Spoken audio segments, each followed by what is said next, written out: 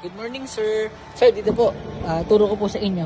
Di ba po, ayan, nakapatay po yung sasakyan. So, pag i-on nyo po, ito po yung susi. Yan, kahit nasa malapit lang po, lagay nyo lang po dito sa inyo, hawak nyo lang po. Preno po, pagka preno nyo po na ganyan, iilaw po ito. So, pag umilaw na po, pindutin nyo na, sir. Yan, i-start na po siya.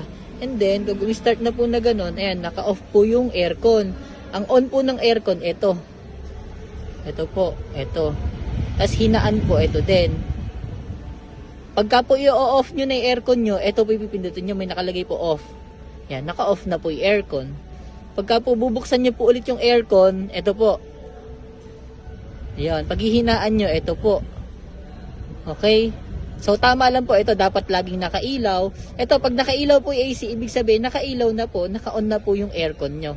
Pag nakapatay po yan, ayan, wala pong aircon. Pag pinindot nyo po dito, mag-on na po siya. Okay? Tapos po, ito po yung thermostat. Ito po yung base kung anong lamig yung gusto nyo. Tingnan nyo po ha, bababa po yung lamig. Yon. Tapos pwede pong tumaas yung lamig. Yan. Ganun lang, sir. So, pag papatayin nyo po, pindutin nyo lang po ulit dito. Ayun, ganun, sir. Thank you po.